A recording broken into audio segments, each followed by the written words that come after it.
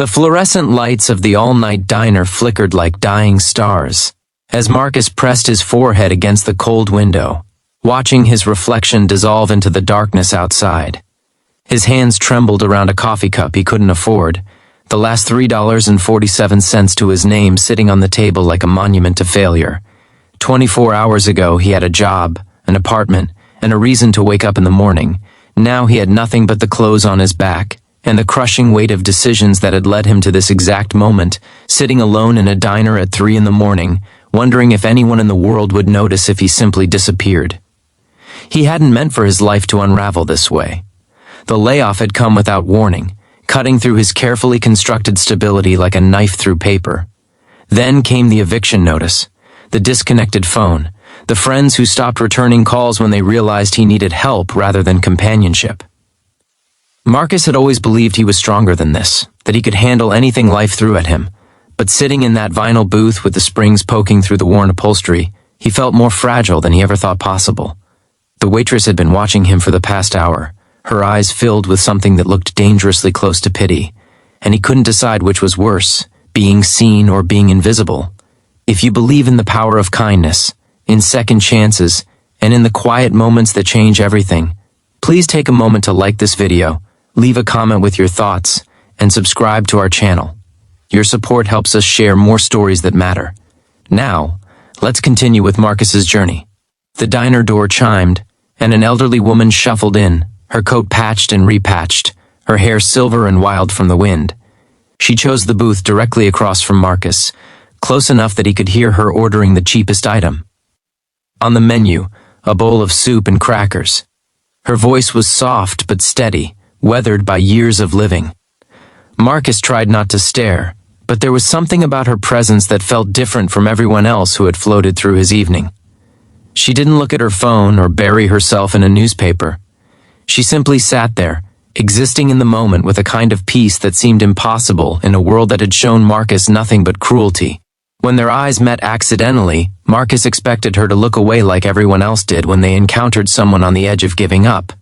Instead, she smiled, not a pitying smile or a patronizing one, but a smile that seemed to acknowledge something fundamental about shared human experience. She didn't say anything at first, just returned her attention to her soup, eating slowly and deliberately as though each spoonful deserved her full consideration. Marcus found himself watching her, this stranger who seemed completely at ease with herself despite appearing to have as little as he did. The waitress brought her check, and the woman counted out exact change from a small coin purse, her fingers moving with practiced precision. As she prepared to leave, she paused at Marcus's table. He tensed, expecting a religious pamphlet or unwanted advice, the kind of hollow comfort people offered when they wanted to feel better about themselves without actually helping. But what she said surprised him completely. She told him that she had sat in that very same booth 15 years ago, with even less money than he probably had, wondering if the sun would ever feel warm again. Her voice carried the weight of absolute truth, and Marcus found himself unable to look away from her weathered face. She said she wasn't going to pretend to know his story or offer solutions to problems she knew nothing about. She said she wasn't going to tell him that everything happened for a reason, or that things would magically get better. What she did say was this: that she had learned through her own darkest moments that the world was full of quiet conversations that echoed with kindness if you were willing to listen for them. She said that sometimes survival wasn't about grand gestures or dramatic rescues, but about small moments of human connection that reminded you that you weren't as alone as you felt. She said that the soup she had just eaten was the first meal she had been able to afford in 3 days, but it tasted like hope because she had chosen to stay, to keep going, to believe that tomorrow might offer something different than today. Marcus felt something crack open inside his chest, a dam he had built to hold back every emotion threatening to drown him. He asked her how she had survived, how she had found the strength to keep going when everything felt impossible. The woman sat down across from him without asking permission, settling into the booth as though they were old friends catching up rather than strangers meeting in the middle of the night. She told him about the library where she had spent her days, not just because it was warm and free, but because it reminded her that human beings created beautiful things even in the midst of suffering. She told him about the community center that had helped her find temporary work, about the neighbor who had left groceries on her doorstep anonymously, about the small kindnesses that had accumulated like snowflakes until they created something solid enough to stand on. But more than the practical advice, she talked about the shift that had happened inside her when she stopped seeing her situation as a personal failure and started seeing it as a circumstance that required navigation. She said she had spent too long believing that needing help made her weak, that struggling meant she had somehow done something wrong. She said that the world had a way of making people feel ashamed for being human, for having needs and limits and breaking points. But she had learned that there was profound strength in acknowledging when you couldn't do it alone, in reaching out even when every instinct told you to hide. Marcus felt tears streaming down his face without realizing he had started crying. The waitress looked over with concern, but the old woman waved her away gently, creating a bubble of privacy around their conversation. Marcus told her things he hadn't said out loud to anyone, about the shame that felt heavier than hunger, about the fear that kept him awake at night, about the belief that he had somehow deserved this downfall. She listened without interruption, without judgment, her presence alone a form of witnessing that made him feel less invisible. When he finally ran out of words, she reached across the table and placed her hand over his, her skin warm and papery and completely real.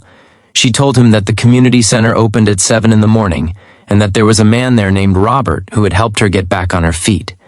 She wrote the address on a napkin with a pen borrowed from the waitress, her handwriting shaky but readable. She said she couldn't promise it would be easy or quick, but she could promise that there were people who would help, without requiring him to prove he was worthy of that help. She said that kindness wasn't something you had to earn, but something that existed in the world waiting to be discovered. She said that his story wasn't over yet, that this moment in the diner was just a chapter, not the ending. If this story has touched your heart in any way, if you felt the power of this quiet conversation, please let us know in the comments below. Share your own experiences with unexpected kindness. Your engagement helps YouTube share these meaningful stories with others who might need to hear them. Also, please take a moment to comment "I believe in kindness" if this story moved you. As the woman prepared to leave for the second time, Marcus asked her why she had stopped to talk to him, why she had shared her story with a complete stranger. She smiled that same knowing smile and said that 15 years ago, someone had done the same for her in a moment when she desperately needed to hear that survival was possible. She said that kindness had a way of echoing forward through time, that every act of compassion created ripples that touched people in ways we could never fully measure. She said she was simply passing along what had been given to her, keeping a conversation going that had probably started long before either of them was born. When she walked out into the night, Marcus sat alone again in his booth. But the loneliness felt different now, less like abandonment and more like solitude, a temporary state rather than a permanent condition. The napkin with the address sat on the table in front of him, and he picked it up carefully, folding it and placing it in his pocket like a treasure. The coffee in his cup had gone cold, but the waitress appeared with a fresh pot and refilled it without asking, without charging him. She said that the woman had paid for whatever he wanted to order and had left enough to cover it twice over. Marcus sat in that diner until the sun began to rise, painting the sky in shades of pink and gold that seemed impossible after such a dark night. He thought about the woman's words, about quiet conversations that echoed with kindness, about the choice to keep going even when every logical reason told you to quit. He thought about the community center that would open in a few hours, and about a man named Robert, who apparently made a habit of helping people who had fallen through the cracks. He thought about the possibility that his story might have more chapters, that this ending could actually be a beginning. When Marcus finally stood to leave, his legs were stiff and his body was exhausted. But something fundamental had shifted inside him.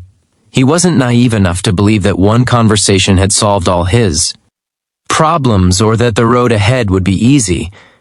But he had been reminded of something essential that he had forgotten in his descent into despair, that human beings had an extraordinary capacity for kindness, that help existed even in the darkest moments, and that sometimes survival depended on being willing to accept the hand extended toward you in your lowest moment. The quiet conversation with a stranger in an all-night diner had echoed with more kindness than Marcus had experienced in months, and he carried that echo with him as he walked out into the morning light, ready to discover what came next.